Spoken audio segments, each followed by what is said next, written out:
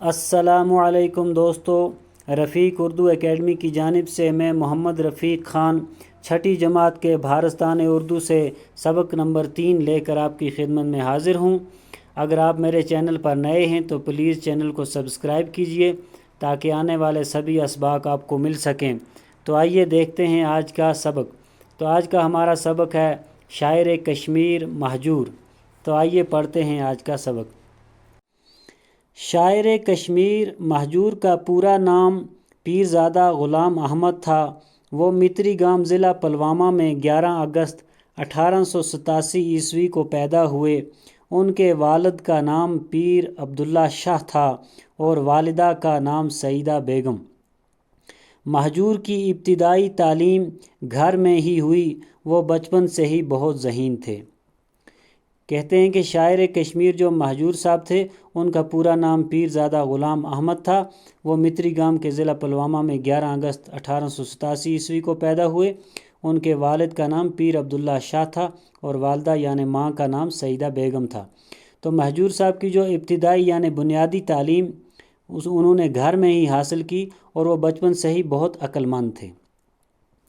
انہیں علم حاصل کرنے کا بڑا شوق تھا۔ انہوں نے ترال جا کے علی گنائی عاشق ترالی سے بھی درس لیا، یعنی ان کو علم حاصل کرنے کا بہت زیادہ شوق تھا اور انہوں نے ترال جا کے علی گنائی سے درس لیا۔ بعد میں مروجہ تعلیم کے لیے انہوں نے مدرسہ نصرت الاسلام سری نگر میں داخلہ لیا، یعنی جو اس وقت کی رائج تعلیم تھی وہ حاصل کرنے کے لیے انہوں نے مدرسہ نصرت الاسلام سری نگر میں داخلہ لیا۔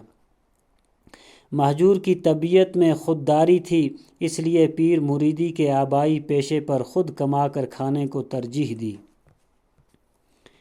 یعنی مہجور ایک خوددار آدمی تھے، وہ نہیں چاہتے تھے کہ میں کسی پر منحصر رہوں، اس لیے وہ خود کما کر کھانا چاہتے تھے۔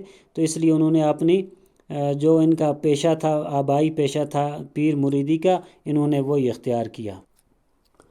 مہجور نے پہلی بار 1905 عیسوی میں پنجاب کا سفر کیا اور بڑے بڑے عالموں اور شاعروں سے ملاقات کی۔ اسی سفر کے دوران مہجور نے شعر گوئی کا باقاعدہ آغاز کیا۔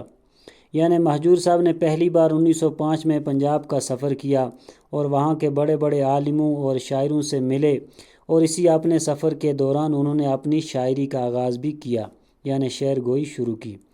1908 عیسوی میں شجرہ کش کی حیثیت سے ملازم ہوئے اور لداخ بھیج دیے گئے۔ یعنی 1908 میں مہجور صاحب شجرہ کش یعنی نسب نامہ لکھنے کی حیثیت سے ملازم ہوئے اور لداخ بھیج دیے گئے۔ بعد میں پٹواری بنے اور پینشن ہونے تک اسی حیثیت سے کام کرتے رہے، اور اس کے بعد پٹواری بن گئے اور پینشن ہونے تک پٹواری ہی رہے۔ مہجور کو ملازمت کے سلسلے میں لداخ، کرگل، ہاجن، سورسیار، ہندوارہ اور آری گام میں رہنا پڑا۔ اس دوران مہجور کو طرح طرح کی تکلیفیں بھی اٹھانا پڑیں۔ 3 بار معطل کیے گئے۔ پٹواری بننے کے بعد ایک بھی ترقی نصیب نہ ہوئی۔ ان کے افسران بالا ان کی لیاقت سے جلتے تھے، یعنی جو ان کے بڑے افسر تھے وہ ان کی قابلیت سے جلتے تھے۔ شخصی راج کا دور تھا، اس لیے مہجور کی شکایت پر کوئی غور نہیں کرتا تھا۔ مہجور پہلے کشمیری شاعر ہیں جو عوام میں بے حد مقبول ہوئے، یعنی مشہور ہوئے۔ چنانچہ کشمیر میں ہر طرف ان کے گیت اور غزلیں گائی جاتی ہیں۔ کسان کھیتوں میں کام کرتے ہوئے ان کے نغمے گاتے ہیں، بچے باغوں میں ان کے گیت گاتے ہیں، عورتیں شادیوں اور تہواروں کے موقعوں پر مہجور کا کلام گاتی ہیں۔ مہجور کو اپنے وطن کشمیر سے بڑی محبت تھی۔ انہوں نے اپنی شاعری میں کشمیر کے باغوں، پھولوں، چشموں وغیرہ کی بہت تعریف کی ہے۔ مہجور صرف شاعر نہیں تھے بلکہ اعلیٰ پایہ کے عالم بھی تھے۔ لداخ گئے تو لداخ کا سفر نامہ لکھا جو سیاحوں کے لیے آج بھی بڑا فائدہ مند ثابت ہو سکتا ہے۔ پٹواری رہے تو پٹواری کے نام سے ایک چھوٹی سی کتاب لکھی جو پٹواریوں کو ان کے کام میں مدد دے سکتی ہے۔ اپنے مرشد قلندر رحیم صاحب کی زندگی پر حیات رحیم کے نام سے ایک تذکرہ لکھا۔ اس کے علاوہ ان کی اور بھی کئی تصانیف ہیں۔ تصنیف کی جمع کو بولتے ہیں یعنی کتاب۔ مہجور کی مقبولیت کا اندازہ اس سے لگایا جا سکتا ہے کہ ان کا کلام ان کی زندگی میں کلام مہجور کے نام سے 11 حصوں میں اور پیام مہجور کے نام سے 6 حصوں میں شائع ہوا۔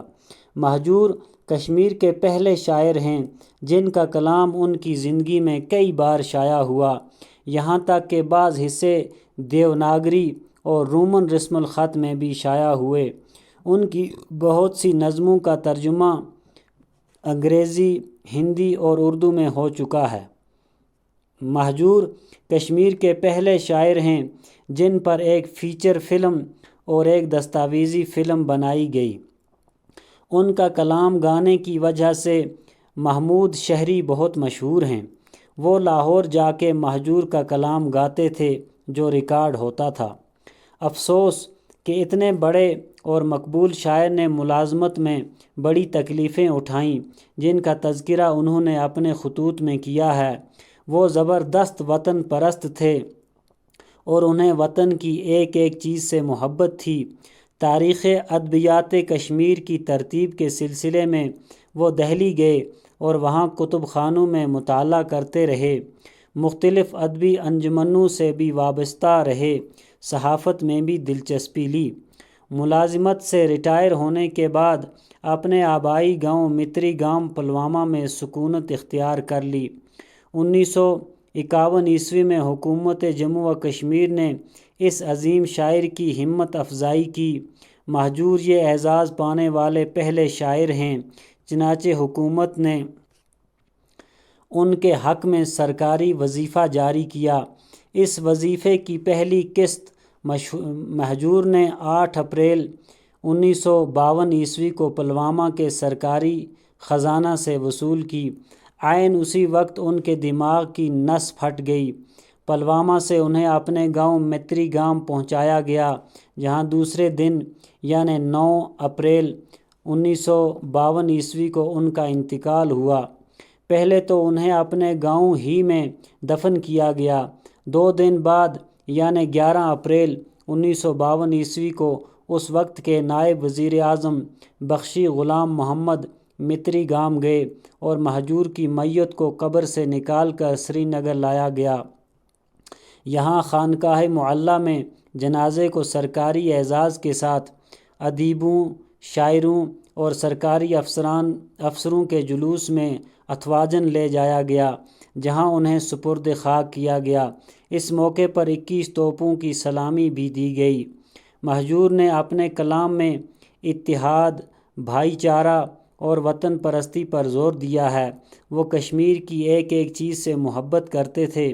وہ چاہتے تھے کہ ان کا وطن ہمیشہ ترقی کرے، ظلم کا خاتمہ ہو اور انسان کی قدر و قیمت بڑھے۔ تو یہ تھا آج کا ہمارا سبق۔ مزید اسباق لے کر انشاءاللہ آپ کی خدمت میں جلد حاضر ہو جائیں گے۔ تب تک کے لیے خدا حافظ۔